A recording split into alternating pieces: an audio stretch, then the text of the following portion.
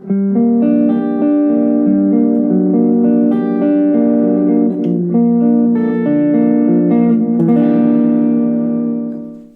everyone, and welcome back to another episode of Shred and Soul. I'm Shred, aka Kevin Wood. And I'm Soul, aka Wind Hughes. Well, we're not prepared today in that we were sitting at one of our favorite restaurants, Watering Holes, last night, and thought that we would continue a conversation, review a conversation we had last night that was prompted by an influencer that Kevin watches. Yeah. I like to see all kinds of stuff online, and one of the things I saw was an influencer, and I guess an influencer might be the right word. I'm not sure. But anyway, it was somebody who had a message, and the message was always the same, and that was that this person was moving through consciousness unbridled by anything else but the ride and the journey, and it was just a very happy experience, and it made it seem like if you could only do that and be there like that, all your problems would be solved. And that kind of a feeling and experience is something that I think is possible for everybody. But I don't know that we can maintain that. It seems like there's always going to be something that will turn over the apple cart, or cause a new reaction, or a new discovery of negativity or misunderstanding or confusion. Fleeting, I guess. That just prompted a quote. A few quotes by Ramdas. Baba Ramdas, for those of you who don't know, was a Harvard professor known as Richard Alpert, who, along with Timothy Leary, did research and experiments using LSD to expand consciousness and to explore, like a psychonaut, what people were experiencing. And he later became a spiritual teacher, and we called him Ramdas. And he would talk about the how enlightenment in a cave is easy. Walk outside the cave into life, and it's difficult. And basically, I think sometimes I'll hear influencers, and I don't know the one you're listening to, so I'm not judging her. But, we go through periods of time. I was in the period of time when medicines and psychedelics were very much a part of the culture. And people would have, individually or in groups, enormous spiritual experiences, increases, expanded consciousness that in the moment, blow open doors of awareness and change your life. They did change lives radically for people. And often when folks would come out of those experiences, or if they were in a group workshop, or even today, journeys to different countries to do ayahuasca, or people who do medicine groups, which are very, very valuable, in my opinion, when done well. Often in those experiences, in those moments, feel like everything's changed. They'll never have a moment of anger again, or they'll never, have issues with their family again, or the ancestral traumas, or things like that. And reality is, for any of us who open those doors and walk through the door, at some point we come out of the cave, unless we are in a monastic life, and we come back into life. And Ramdas also, I just loved him. Ramdas also talked about how here was this, amazing advanced conscious human being, teacher, and that all he had to do was go home for the weekend. And this family used to call him Ramdam instead of Ramdas. They would tease him and make fun of him, and they were a wealthy family. And he would say that as soon as he walked through the door, those dynamics kicked in, and he became Ramdam. He lost it all. And he would talk a lot about that, how in our humanity we have these openings, and we go through the doorway, and they are true and very genuine experiences. And then we come back into life and often get very frustrated when we lose that ability to stay centered, or that ability to have that more expanded perspective and not get sucked into the drama and traumas of life. And that's an ordinary experience. So we were talking about that last night because you were a little frustrated that you forget sometimes, and we get caught up in our dynamics or dramas or get upset. Yeah. It is something that I guess everybody experiences. I mean, we make a step forward and then we realize we're not maybe as far forward as we thought. I know I read Pema Chodron a lot of the times, and she talks about her own foibles and her little negative personality traits, and even somebody who is like, it's her life to do this and spread teachings that will help people, and yet she still suffers. Didn't Mother Teresa kind of have doubts too? And I think everyone in human form does. I truly believe that as long as we are embodied and not living up on the top of a mountain somewhere completely removed, and that's why often in some traditions they will require people to leave their families if they're going to practice and study to be a monk of some kind or a serious student. Not because they're occult and they're wanting control, but because they know that when we are here and in relationship and dealing with life, it distracts us. It removes us from that centered place. And reality is we don't want to, have spiritual bypassing, which is a term used today, that people, go to these high holy places and do their ayahuasca and stuff and come back and refuse to dive in and explore their humanness or their psychodrama, their inner issues. They just bypass it.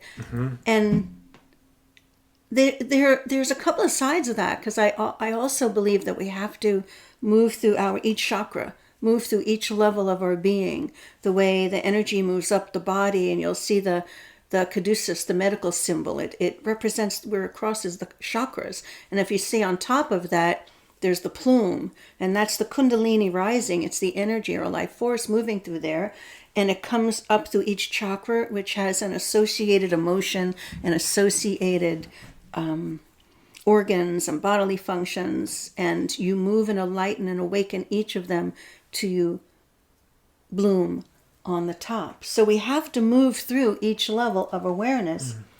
And that being said, which we've talked about before in different episodes, we live in our center of that spiritual awareness and that extremely advanced and open awakened consciousness. And when emotions and thoughts tug at us, those triggers, it's our job to breathe and do whatever, to use our tools so that we cannot follow them down the road very far. So maybe a minute goes by and we go, oh, that's just my mind, or it's just my emotion, or maybe it's 5 hours. But just like in meditation, as soon as we see that we've lost center and we have followed that drama down the road, we take ourselves and we go back. And it's that sense of bowing to our humanity and going back to our awakened self. Our human experience and our spiritual experience are two hands of the same being. Right. And so you travel down the road of exploration if you have a particular upsetting attitude or experience, or you're experiencing some sort of pain or internal strife or suffering. Owning that, looking at it fully without distraction, and then returning, because things go away. A trauma or an upset situation or something will dissipate, become a memory. We're always evolving, always changing. And so understanding these things, especially if they come up again and again, owning them and dealing with them in your own self as you would if you were helping somebody, providing assistance.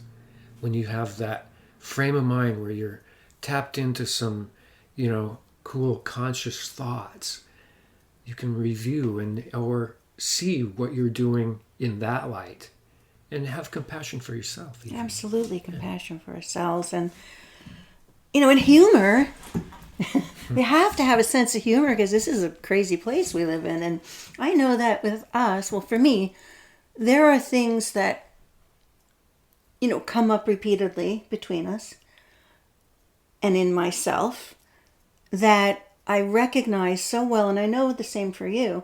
I recognize so well because I'm so familiar with them that I've processed them through a lot. And now when they come up and knock on the door, I just say, "Oh, it's you. Sorry, I'm not opening the door. Go away." And they go away. And then there are other ones that are either I haven't explored them as much or they're deeper, more threatening, where I say, "Sorry, go away," and they start banging on the door. And at some point, I open the door. And then I'm down the road, even I've had a fight or something, and go, like, what the heck did we just do?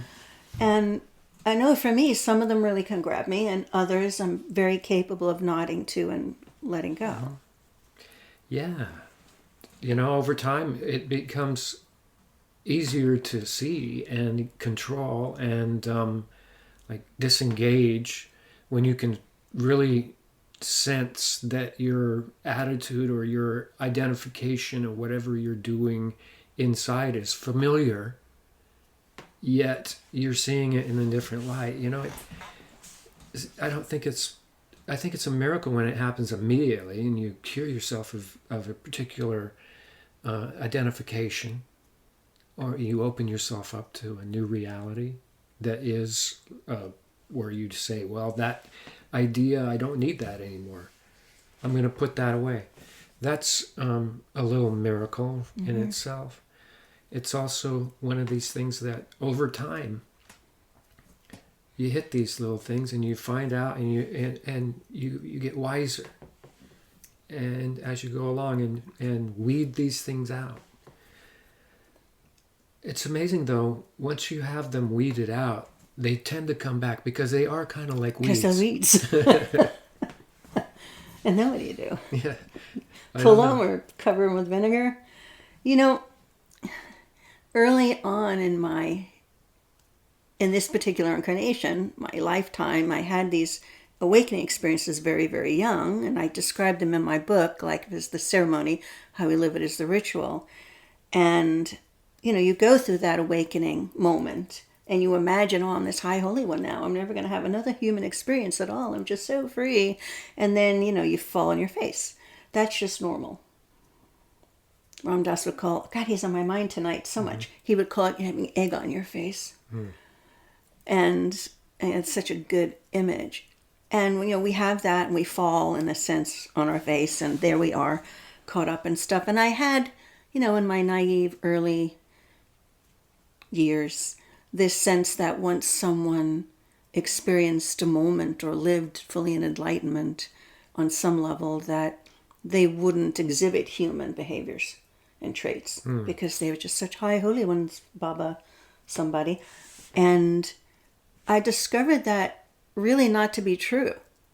And these bookshelves here are full of all spiritual and metaphysical books, and I've read almost every one. There are a few that I've read some of, and a few that are doubles, but I went on a journey of just trying to explore so much. And I have a number of books about people who maintained their humanity, though they were amazing teachers. And one is Alan Watts. And there's actually, I saw a documentary just recently released on him that I want to see. Maybe some of you have seen it already. It's just out. And he was an amazing Buddhist monk. But in his book, My Own Way, he talks about this. He liked whiskey. May have been brandy. I can't remember now. But he liked his little shot. And he was a human with human feelings. And he talks about this really, really in a sweet way. And I think that's something I learned, was that even after these experiences, we're just mere mortals and humans. And it comes and then it may go. And I discovered that in a really direct way when I used to travel speaking on the spiritual circuit, and I'd be at these events with some very notable, famous, notable celebrity spiritual teachers, and I would hear what they were saying, and sometimes I'd read their books or even gone to maybe one of their workshops earlier on. And then there they were, and I'd be a part of this event and, be backstage with them or be at events with them before or after the conferences. And what I was blown away with was how so many of them didn't perfectly walk their talk. Some of them didn't walk their talk at all. But of those who were very genuine about what they were teaching, even they were human. They had issues with their spouse, or they had, they drank too much, or they, had anger issues. A number of them because they had egos developed from becoming famous when all their work was about dissolving the ego. So I learned a lot about our humanity, and it always made me think of that saying, before enlightenment, chop wood, carry water. After enlightenment, chop wood, carry water. And after we awaken on whatever level or have epiphanies, life goes on. And it looks the same from the outside. No one knows who you are and what you feel. Yeah, I think your ego also will attach itself to your spiritual awakening and say, hey, I'm kind of evolved right now. Look at me, And then before you know it, it takes control and you start screwing up again. Yeah, well, I'm sure you see that in the music world. People who are very humble and truly, genuinely, authentically in the art, or their music for the sake of creation, and then they become noticed, and then they get a record deal, and then they're out on the road, and now they're singing to big crowds. The ego grows. Life changes as you have fame, and too, right? that a lot of the musicians who have really become notable started very young in their lives. Yeah. It's very similar to the scenario where a kid will be good at sports. A kid's good at music, and then they get work right away. They get onto a team or into a band in front of the people, become famous. And so in that gathering of fame, and this is the same with everybody's life, I think, in some way, getting there is a very energetic thing that you're doing, and you're not thinking of anything else really at the time. Maybe some side concerns or some relationship things, but early on in your career as a sports star or a musician or anything that you really have a passion for, you're gonna think only of that. And then over time, you can start to gather information, try to improve yourself. But I think a lot of the times that coddled kind of, big name, whatever kind of big name it's going to be, sometimes they miss the boat a little bit as far as ever getting that, because they have a level of comfort that most people don't have, I think, and it's not their fault, it's just their environment. And their comic baggage created this for them. So there's no judgment at all. It's just an interesting kind of thing to think about. Yeah.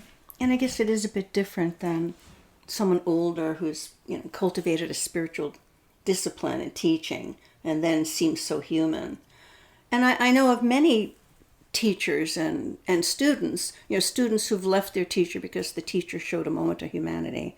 And even Pima, when I was living in New Mexico, she was associated and still is with I believe it was in Santa Fe, monastery in Santa Fe, and the Roshi, his name escapes me at the time, was accused of sexual harassment. This Buddhist monk, Roshi, big guy, right, at the monastery, very well known, was accused of sexual harassment, and there was a lot of conflict about how she handled it with the women, not wanting to support them. And so a lot of people left the monastery, and I don't know how much of that is true, though it's out there publicly. And I knew people who had been her students when I lived in Taos who, wouldn't follow her anymore. And I totally understand. I'm like that with people walking their talk. And I've also learned to have a little, I think, humility when I've met people who weren't perfect. They were just humans. Well, no one's perfect. And, in the spiritual world, I would imagine there probably are a lot of charlatans. But I think they're trying to give a good message. But I don't really know. I read books that come to me, and if I enjoy them, I absorb them, and I try not to get caught up in the personality that's delivering the information. It is tempting, but I think that it becomes an identification. And What do you mean? well, you're always trying to identify with things and categorize. It's just a part of the way our brains work. And it works in conjunction with the ego, and allowing these things to become more than information, like a personification of the messenger, where you're thinking, oh, that Ram Dass, man, he was a great guy. And, I got to meet him, and even though he wasn't all the time really great and everything, but still, it's like, it's noise. So I try to put it, when I talk about reading a book, I'll drop a name, the author, and there's a little part of me that goes, yeah, I know the name of that person. Do you? Have you ever read? It's just part of the whole battle between identification and ego. And we have a higher well, I say we, I think we is true, but I certainly know for me, a higher expectation of people who have some sort of awareness. And I know when I look in someone's eyes, I can often tell the depth of their awareness by how they look back at me and how long they hold my gaze. Because you can feel when you look at someone how deep the opening is when they let you in. And you can feel them come into you. And there's a circle of exchange as the two souls connect. And just even with a stranger, I can be in a crowd of people and have a conversation with many people, and we all have this, and there's no one home. They may be looking at me through their eyes and their mind and their emotions, but they're not accessing their soul, their home, when they're talking to me. And so when someone talks to me and through their eyes, window of the soul, it means something. When they look at me, I can feel them coming into me in a sense with permission. And I can feel myself reaching into them because we're just one energy and we both know it and we both allow it. And that's not very common, but I know I can honestly say I make judgments and assessments in a sense about people. That's an admirable ability. I'll tell you. I usually have to start talking to somebody to, gauge where the conversation's going to go. And a lot of times, you can end up starting to gossip. You can end up starting to gripe about things. You can end up starting to laugh about things. You can end up starting to have a really mellow discussion. I mean, people are different, and what they bring to the table is different. I think for me, the challenge is, I enjoy people. I enjoy talking to all kinds of people. But there's certain times when you talk to somebody, you realize, I don't feel good. This conversation is not pleasing me. And, or if you join in with the negativity, which is sometimes can be immediately fun, like a carnival ride or something, after you're done, you end up feeling kind of sick to your stomach, And I think that's an exchange of the mind and the ego and the emotions, right? I mean, we do that. We can sense it. We can sense people's energy. You walk in a room and you just ooh, doesn't feel good. And what for me is I'm describing as a sense that's not of their mind and their emotions. We're not talking and having a conversation that feels good and no, it's like you immediately look at someone and have that experience, and sometimes don't even say a word, and I have to stop myself from reaching over to their hand because I'm in a crowd or you're there, and I think, oh, what would he do if I reached over to that man's hand? Or a woman, I might be more up to do it to her, and just say, it's almost like saying, oh, I haven't seen you in ages. How have you been? You're home. It's that sort of a feeling. Well, see, you're gifted with that ability. I don't have that. I do sometimes lock eyes with people, or I notice people. I had that with you. Yeah, we had that together. Yeah, so you have had that. Yeah, but not to the degree of you. I mean, it's rare that happens to me. Well, But maybe not anymore. Maybe it's going to happen more. Maybe it'll happen more. Yeah.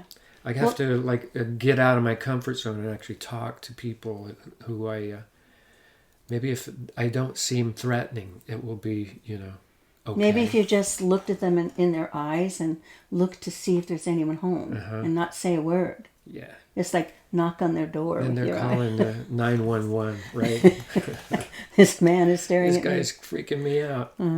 Well, this was our conversation last night over, for me, a glass of champagne and whatever you had as we're eating dinner. And it was a fun conversation, and it really deep at moments, and just laughed at ourselves at others. And we just thought we'd bring the conversation to you guys because we do this a lot together, and we talk about this kind of stuff. And I think it's interesting and fun. Let us know in the comments what you think, and join the conversation in the comments. And is there anybody out there? Yeah.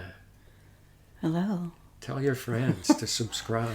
Yeah, we need some subscribers. It helps us grow, and it helps the algorithm. And some people don't know this, that if you, especially like last week was a long episode, and if you don't have time to listen to it right then, instead of shutting it off, let it run through to the end while you go, walk the dog. Yeah. Because that shows then a complete viewing as opposed to somebody watching it for 2 minutes and shutting it off. And then that's like a ding against it. Do you think that if they were to open multiple windows in their browser and fire them all off? It would count as 3 different people? Yes. Or 3 different views?